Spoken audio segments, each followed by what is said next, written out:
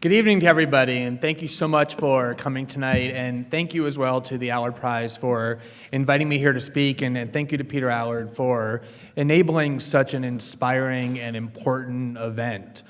When I was asked to come here, saying yes was really not a difficult call at all. At least as a political matter, for me, there is nobody who's doing more important work than those people who, often at great cost and great risk to themselves, devote themselves to investigating and uncovering and stopping and smashing all kinds of wrongdoing and deceit and corruption perpetrated by the society's most powerful actors and most powerful factions. And so when I looked at the history of award winners who had been previously honored here and the finalists who had been honored as well, it was something that I was really thrilled to come and be a part of. And I have to say that as I've learned more about the Allard Prize, as I've begun to understand better, not just their past judgments, but also the foundational principles to which they're devoted and the aspirations which they're working toward achieving, it really became increasingly impressive to me, something that was even more impressive to me than I originally understood. Because to me, one of the most important developments over the last 20 to 30 years is the internationalization of virtually all aspects of our political, economic, and cultural life. There's very little left that's actually domestic in its essence. And for that reason, a lot of realms of political activism, probably most realms of political activism, have begun to evolve to recognize this reality, to develop this very internationalized and globalized discourse and activism and framework for how issues ought to be understood. You see this with human rights abuses, you see it with environmental activism, you see it with war criminality, with sex trafficking, with drugs. There's a very internationalized way of understanding these issues and trying to manage them no longer as nation states, but really as humanity. And in some ways, the effort to fight corruption and to impose transparency and accountability has really kind of lagged behind. We really do tend to think about those people who are fighting against corruption as kind of confined to their own country. It tends to be viewed very domestically. And I think one of the revelations of this event and the organizers who have put it together that really is pioneering is trying to make certain that we think about corruption and the people heroically fighting against it as also being international in scope and the way that we ought to understand them. Because corruption really is just as international as all of those other areas that I've just described, and you can see that in the three finalists tonight in a bunch of different ways. To begin with, corruption itself at the highest levels itself tends to be international. So if you look at the work, for example, that Kajda Ismailova has been doing in Azerbaijan in trying to trace all of this financial impropriety on the part of Azerbaijan's ruling elites, or if you look at the work of the Lava Jato investigators and prosecutors in Brazil, what they had to do was not confined to their own borders. They had to trace bribes and hidden assets all over the world. In the case of Ismailova, she had to go and look at shell companies in the UK, go to Dubai. The prosecutors in Brazil had to try and open up Swiss bank accounts and find bribes hidden in countries all over the world. And so if there hadn't been an internationalized framework, if it had just been them working within the borders of their own country, the success that they achieved probably would have been impossible.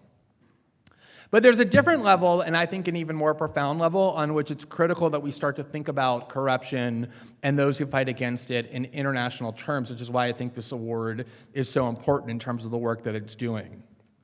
There is this trend that is really taking place across the world that's very menacing. And in a lot of ways, my country played a critical role in fueling and in framing it. And that is to try and target and attack those people who expose wrongdoing on the part of the most powerful factions. And it's really interesting whenever I'm in Canada and I talk a little bit about the United States and our politics, I'm actually very comforted because I do find the situation in Canada to be somewhat analogous to some of the difficulty that I have in the United States when I talk about politics in the United States. Because here in Canada, you have a prime minister currently who is really good at giving very pretty speeches. And he himself is very pretty. And he's very good at doing things like hugging refugees in front of cameras. And so people around the world, I know in the United States especially, are very enamored of him and have a really hard time believing that he actually does anything bad or wrong. And I have friends here in Canada, both on the left and the right, and they're driven crazy by this. They say, look, we know what his image is, but he actually does some bad things that merit criticism. Don't be fooled by that. And the reason I say I'm comforted by that is because we also had a president of the United States, before the current one, who also gave really pretty speeches and also was very pretty and did things very adeptly, like hugging refugees in front of cameras. And so people around the world had a hard time believing that he did bad things as well.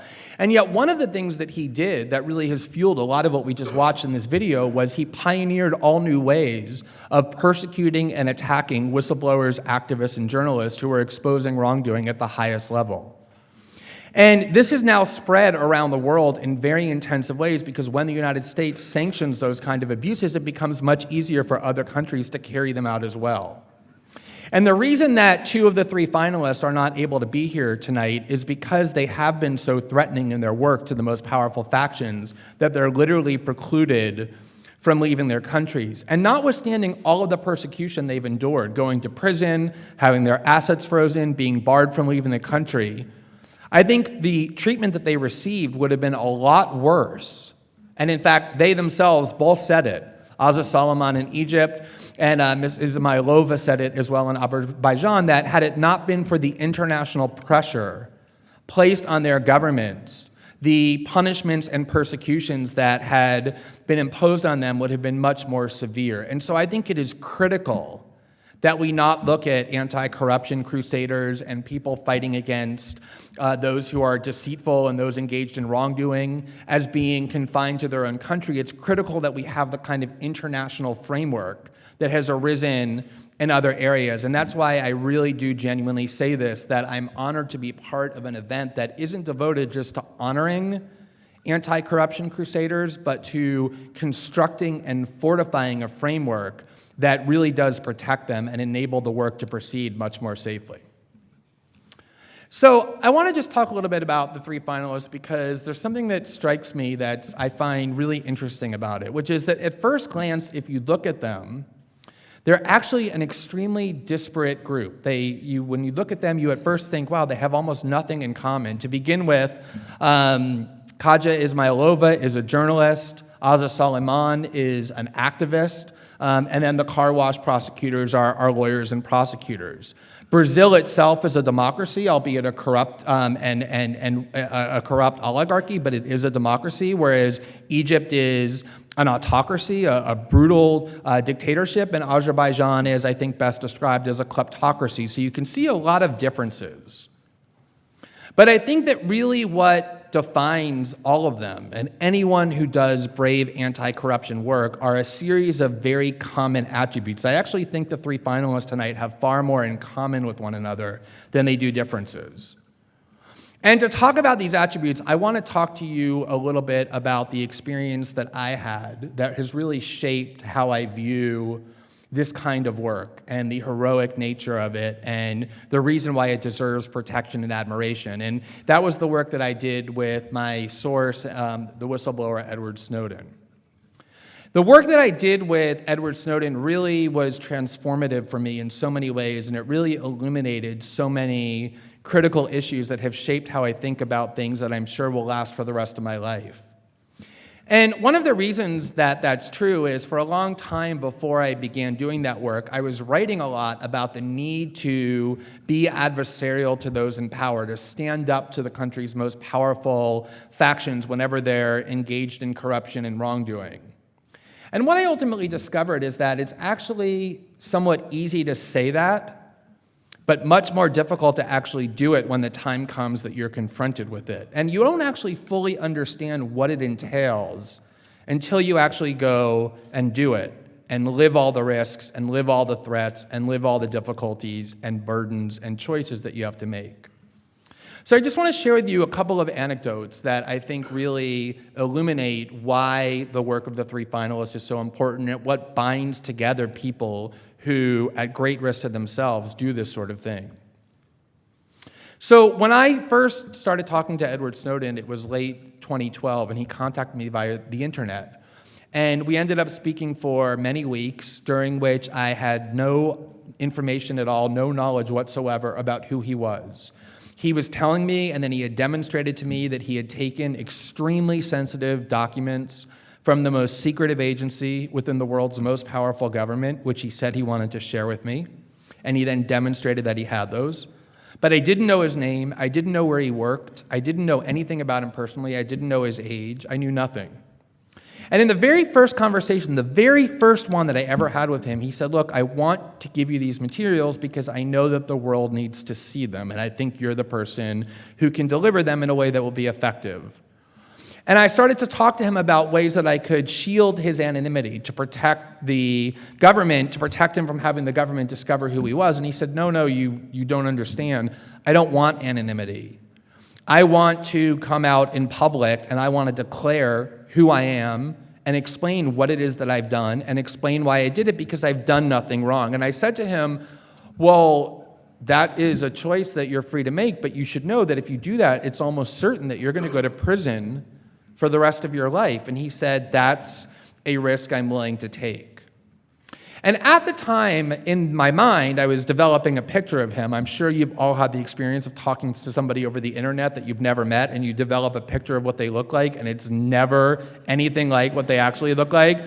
So in my mind, while I was talking to Edward Snowden for all these weeks, I had assumed that he was an older person, probably in his 60s or 70s, in part because he was very sophisticated about what he was saying, in part because I thought somebody who'd become that jaded that they were willing to go to prison to stop what they viewed as this level of corruption had probably been around for decades, and also because I thought that somebody who was so willing to say, I'm willing to go to prison for the rest of my life, probably meant I'll go to prison for 5 years or 10 years, which is how much longer I have to live, not for 50 or 60 years.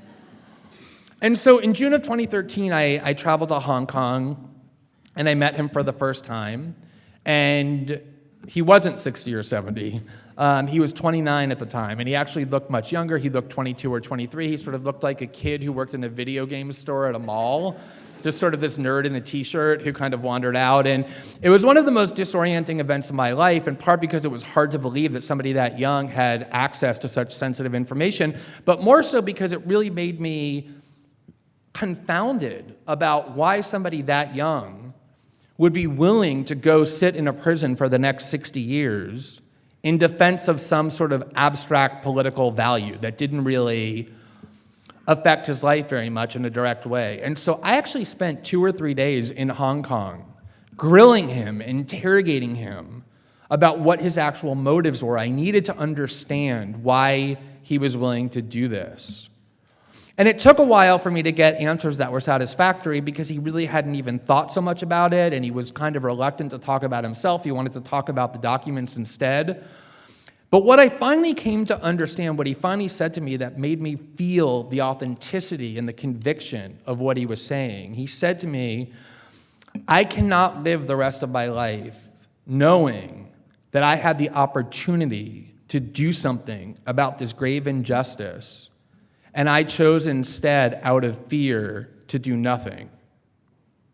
And then he told me that no matter what it is that the US government might do to him, put him in prison, kill him, persecute him, vilify him in public, none of that, he said, could compete with the pain and the suffering that he would endure of having to live the rest of his life knowing that he capitulated to fear as opposed to standing up and defending the things that he believed in.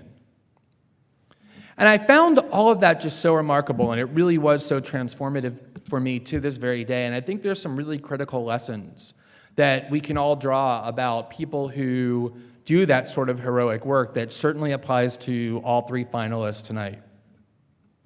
To begin with, I think that one really valuable lesson that comes from that is that any person in the society, no matter how seemingly ordinary or average or powerless, can really change the world. Whatever you think of Edward Snowden, he changed the world. He altered diplomatic relations between countries. He radically changed the way we think about critical concepts like privacy and surveillance and government secrecy and the role of the United States and the role of journalism and democracy. And what was so amazing to me about Edward Snowden was how ordinary he was. He grew up in a lower middle class household. His father was in the Coast Guard. He dropped out of high school. He had no power, no position, no prestige. And yet, through nothing more than an act of conscience, an act of courage, he changed the world. And I think it is incredibly important to always realize that no matter how formidable institutions might seem, no matter how powerful corrupt factions might appear to be, you always have, every person has within themselves the ability to fight it and to change it. There's another aspect that I think binds all people who engage in this sort of work in common ground, and that is a willingness to endure any punishment or any consequence because of the conviction that what they're doing is right. You saw Asa Solomon talk about the way her life has been destroyed by Egyptian authorities, and instead of agreeing not to do this work any longer, she said, it emboldened me even more because I saw how abusive this government actually was. And you saw Ismailova in Azerbaijan say, they put pictures of me up on the internet having sex with my boyfriend to threaten me and blackmail me, the worst thing you can do to a woman in this country, but I didn't back down. I continued to do the work. I think you see this courage of conviction, this willingness to endure any punishment and any suffering because the conviction of the rightness of the work is so potent. There's another aspect that I think is very important as well, even though it's a little elusive, which is that this kind of courage can be very contagious. A lot of times now when I go around the world and I give interviews, people always ask me, they say the US government was threatening to arrest you if you came back to the United States. The British government detained your husband while passing through the airport in London. They were threatening Laura Poitras, my colleague, in all kinds of ways. They marched into the newsroom of The Guardian, the newspaper where I was working, and they smashed the laptops on which the material was being kept. They were menacing in all kinds of ways. And people say, why did you continue to do this work in the face of all these threats? And honestly, the answer for me is that once I saw this 29-year-old willing to sacrifice his own life so courageously in pursuit of this principle, that courage became infectious, it became contagious, and every person around our work became similarly emboldened. People who do this kind of work, this heroic whistleblowing, don't just change themselves, they change the society and everybody that they interact with and everybody that they touch, and I think we've seen that in those videos as well. And then the last point I want to make about my own experience before I apply it to the three finalists is what the nature of power is. I think we all like to talk about power in a courageous way. We all love to say it's important for activists and journalists to stand up to the powerful, to speak truth to power. These are things that we all like to talk about. But I think every now and then it's important to take a moment and ask what it is that we mean when we say that somebody is actually powerful. What does that actually mean? We say it a lot. We use that adjective a lot. What does that actually denote? And for me, the essence of power is that somebody has the ability to issue to you decrees about what they want you to do or what they don't want you to do. And then if you're disobedient to those decrees, they have the power, the capacity to impose on you negative consequences. They can cause suffering for you, they can put you in prison, they can kill you, they can ruin your reputation, they can do all the things that we just saw in these videos are being done to the three finalists tonight. And so I think that it's important to understand that power is not an abstract concept when you're fighting against it. It's something very real and very tangible and very serious. And it's something that really does deter a lot of rational, reasonable people. It's rational and reasonable not to want to incur those consequences. It takes something almost special for people to be willing to endure it.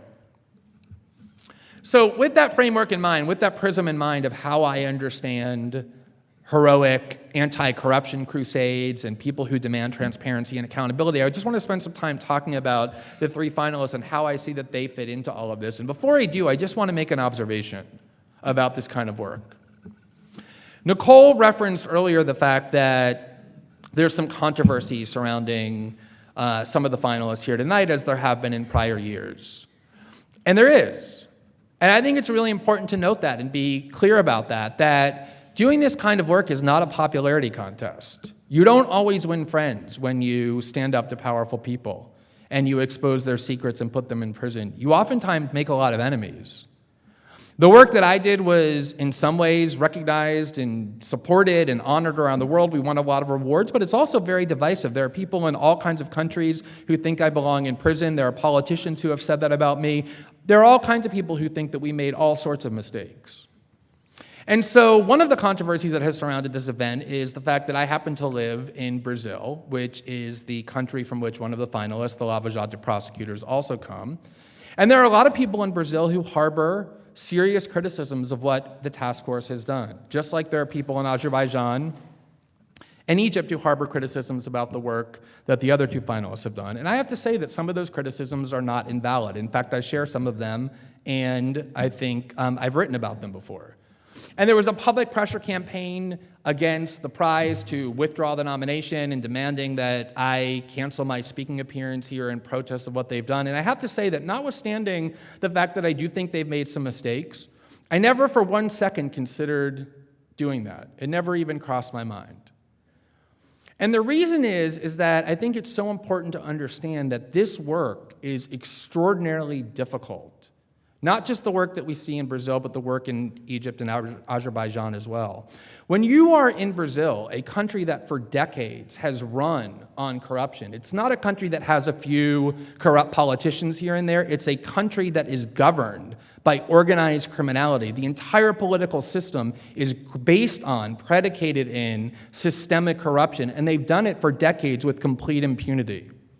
And so if you are young prosecutors in your 30s, as we saw in the videos most of them are, and you want to take on the richest and most powerful people, there's no instruction manual for how you do that. There's no handbook. There's no guide for what it is that you can do. You're going to make mistakes. You're going to have to be resourceful. You're going to have to make difficult judgment calls. But as an American citizen who watched my own government in the wake of the torture regime and the attack on Iraq protect all the war criminals who engaged in that behavior because they were too powerful to put in prison, and then protect the Wall Street criminals who caused the financial collapse in 2008 that caused economic suffering all around the world, and yet not one person from Wall Street went to prison because they too were too powerful, to watch Brazilians in a young democracy put the most powerful billionaires in prison, and politicians who wield great power from multiple parties across the spectrum to put them in prison as well, notwithstanding the mistakes I think they've made and the very valid critiques that have occasionally been voiced against them, that is something that I consider extraordinarily brave and worthy of support and worthy of being honored. And so I think that what we can say about the Brazilian task force, Lava Jato as we call it in Brazil, car wash as we call it here, what I think we can say about them is that they definitely have not been perfect, but what they have been is very principled and very persistent. And they're really devoted to this idea that they want to change their society from this systemically corrupt one to one in which the rule of law prevails no matter whether you're a black, poor kid from the favela or an extraordinarily rich oligarch born into billions of dollars in wealth. And so I think they embody that first attribute of being ordinary, not having much power, but being devoted to changing the world. Then there's the notion of the contagiousness of courage. I think it's really extraordinary. We all witnessed in the West the demonstrations in Tahrir Square when in 2011 and 2012, huge numbers of Egyptians marched into the streets and demanded the ouster of this savage, horrific dictator, Hosni Mubarak, who was supported for many decades by your government and by mine. And I think that one of the things that you see in Azza Solomon's work is that the courage that was evidenced there became contagious, it became infectious. And I have no doubt that that has emboldened her in so many ways. And I think that it's also worth noting as well this fact that she has a particularly difficult situation, which is that unlike in other countries where the US or Canada are willing to condemn human rights abuses, she is living in a savage dictatorship that is supported by most countries in the West, armed and funded by the United States, supported in lots of ways by Canada. And so she can't really count on Western countries standing up for her. She has to rely instead on voices like those who have gathered here to demand that she be protected. And that makes what she's doing, in my view, all the more courageous. And then there's Khadija in Azerbaijan, who is so extraordinary in so many ways. I guess the one thing that I want to share with you about her, because we just watched her work, is in the course of preparing for this speech, I was looking a lot online, and she has a very strong online presence. She has a really active Twitter account in which she tweets often in English. And one of the things that you saw is that she was sentenced to 7.5 years in prison, and the Supreme Court of the country, mostly due to international pressure, ordered that she be released early. And when she came out of prison in Azerbaijan as an enemy of the state, she didn't come out shattered and looking broken. She came out joyous. In fact, she posed for a picture where she kind of put both of her arms out in the sort of internet shrugging position with this huge radiant smile. And someone took a photo of her that way, and now she has posted that as the pinned picture on her Twitter page. It's an act of incredible defiance. It is saying to the government, you haven't broken me at all. You've actually made me stronger and more determined than ever. And I think that's the ethos that you see running through all of the finalists, and it's the ethos that I saw in Edward Snowden, the other whistleblowers with whom I've worked, like Chelsea Manning and others. It really is a common set of attributes that you find across cultural, nationalistic, and political lines. And the last observation I want to leave you with is, it's so interesting. When I do interviews, I did actually one today for the CBC. I always get asked this question in every single case. People always say to me, Edward Snowden did this heroic thing. He provoked a global debate around the world, and yet now he's trapped in Russia, and it seems like he's probably never going to get out. Isn't it really sad? Do you talk to him? How is he doing? And it's always asked with this kind of pity. I go, he's trapped in this country. He must be so devastated. Now, compared to what we thought was going to be his outcome, which was 6 decades in a maximum security prison in the United States, being trapped in a huge country that he's free to travel in is not that bad. But the more important point is what I always say is that of all the people I know on the planet, Edward Snowden is the single happiest and most content human being I have ever known. Even though he's not free to leave a country that he never chose to be in, where he doesn't speak the language, where he's separated from his family and all of his friends. And the reason is because he gets to put his head on his pillow every night, content in the knowledge that faced with injustices, he was willing to even risk his freedom and his life to fight against them. And that produces a very peaceful state of being. And I don't know the other finalists personally, but I'd be willing to bet that notwithstanding the burdens and difficulties and pressures and attacks that they regularly endure, that they similarly have that internal contentment because they know that what they're doing is right, and that brings about a great deal of happiness. And while it brings happiness for them, what it does for us is it brings a huge amount of civic freedom and safeguard against tyranny and corruption.